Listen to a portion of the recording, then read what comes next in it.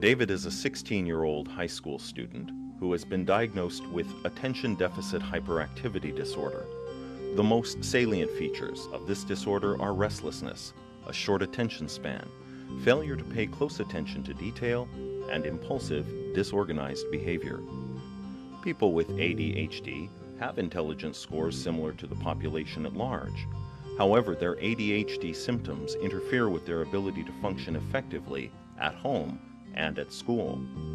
In this first segment, take note both of the symptoms that David describes and the way that these symptoms lead to problems in his daily life. Yeah, I think I'm pretty smart. I just don't learn the way other people do. I don't get it. Like, once they tell me how to do it and I see how to do it, I can do it. I can do it just like anybody else could do it. I could just like not even think about it. I could do it. But other kids go to school and they can study. You know, they study and then they learn the thing. I can study all I want and I won't even remember anything. I could read the chapter 5 times and I won't remember it. I've done it before.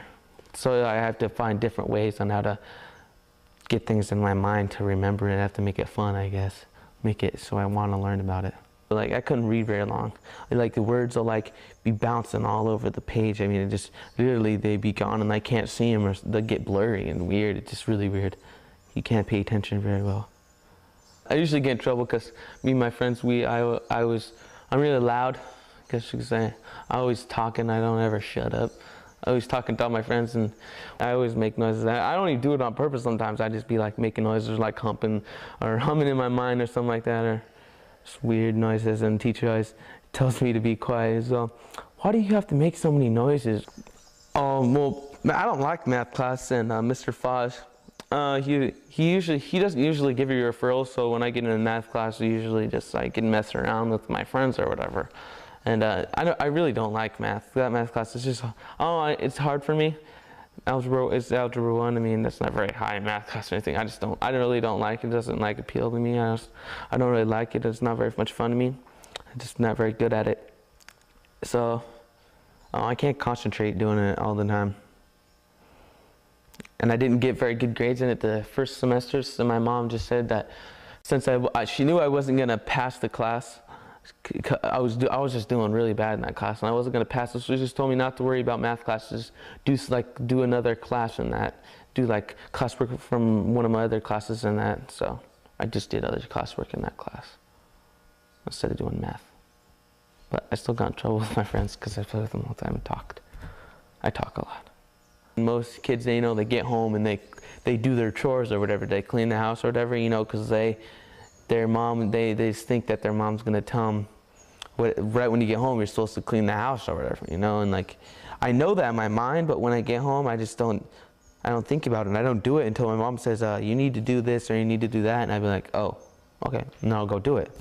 And then like teachers, for instance, they tell me I needed to do that or I need to do that. I didn't do it.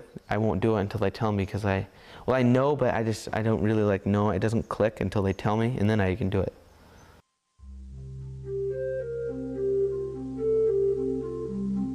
ADHD is a controversial diagnosis. Many mental health providers believe that the disorder is overdiagnosed and is misapplied to individuals who are unwilling or unmotivated to focus on difficult or unpleasant tasks. In the following segment, note that David is readily able to focus his attention in specific aspects of his life. People with ADHD have some activities in which they have no difficulty paying attention. Listen carefully and decide for yourself if this behavior seems consistent with an ADHD diagnosis. I have ADD and everything. There's certain things I can control it and not control it. I only learn about something, really learn about it. It goes in long-term memory unless I like it. It's like I associate with it. I don't think I have very much ADD in sports because I like sports. I like. When we coach, we talking to us, tell us a play or whatever, and I pay attention to them because I like it. I want to know what the play is. I want to be able to just go out there. I want to be the best when I'm playing sports. I want to run the fastest, hit the hardest, and everything else. And when I see the guy with the football or whatever, I go and get that guy or whatever. I don't know, like in school, I don't like it. I don't really want to be the best. I just want to get by, I guess. Kinda. Sorta. I like video games. They're fun for me. Something I'm good at. I'm really good at video games. I play that's what I do all day, play video games. I got PlayStation 6. I got all of them. I got every system. I don't have Sega. I have all the newest systems. I'm really good at video games. I love video games. Before I was coming over here, I was playing video games. I'm really good at video games. I can beat any game. You give me a game and I can beat it in the night, easy. I can beat the whole game, one night. Stick it in, play it all night long. I'll have the game beat when I wake or when my mom gets up. So my mom says I'm so good at Nintendo's because I don't know, like little distractions, you know, how I make I make distractions when I'm like at school. I don't know, can't learn without them or something like that. I'll make like little noises, you know, like little crazy noises and talking to myself. I daydream a lot, but in video games or, you know, just PlayStation or Nintendo or whatever, you playing that has its own distractions, and I could pay attention to every single little thing that's on the TV. I mean, if one kid plays the Nintendo, I mean, he walking around, he'll get lost in all the mazes or whatever. I know exactly where I am, wherever I am. I just remember where the turns are and I just remember it. I don't know why. I can remember everything in the whole game. It just has its own distractions, so I can just cope with it better, I guess.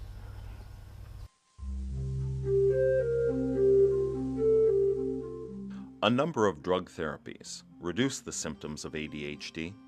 Surprisingly, tranquilizers seem to increase hyperactivity, whereas stimulants, such as Ritalin, seem to reduce the hyperactivity. Although these drugs are usually helpful in the short term, they may not improve the child's long-term prognosis. Research shows, for example, that ADHD children are more likely to encounter social, legal, and professional difficulties once they reach adulthood. A program of behavior therapy may help to reduce these difficulties. And then we started this new medication, this Wellbutrin and Ritalin. I take one Wellbutrin and half a Ritalin. I like to take it at school because it helps me to pay attention and I get better grades when I'm doing it because I can learn more. Like the test thing, I can't like study. That medication will help me to study. I don't know, I don't like know how it does. It just does it. It just helps me to pay attention. I can read a whole chapter like regularly. If I wasn't on the medication, I'll start reading, and then I'll just in my mind I'll be thinking about something else. Like you go swimming at Hag Lake, you know, or just going out with my girlfriend or whatever. I'll be reading, but I can read I could read a whole page, but I'll be thinking about something else in my mind, and then all of a sudden I'll like just snap out of it, and I'll be like reading again, and I'll be like, I don't even remember what I read. I don't remember anything, and then I'll like have to go all the way back and find out last place I remember and start reading that whole thing again. And then when I'm on the medication, I can read. I can just pay attention to what I'm reading. I'll be like, you know, reading about, you know, Christopher Columbus, he like sold over from people, you know, whatever. And I'll remember what I read, when I read it, and the dates and stuff like that. And if I wasn't on medication, I can't remember that. I just can't remember those details that you need to know for like tests and stuff. It's not as easy. I mean, I can do it, but it'd take me a longer time just to like keep going back and then get it into my mind. But when I'm on the medication, I mean, I can do it just like, you know, like normal kids, they can just read the chapter and they know it. That's kind of like how it is. When I'm on the medication, I could read it and recall just about everything I read almost. Just about. Pretty good. Well, if I take too much Ritalin, I can take a whole Ritalin, a whole Wellbutrin for a little while, but then they'll start building up in my system, and I go to school and I feel like drugged out. I could feel like I'm like flying around and stuff. I feel like I'm floating. It's not very cool. I don't like it. So I usually I take a full Wellbutrin and one Ritalin, and that just makes me so I can pay attention better, and I don't make as many noises. I'm not as hyper.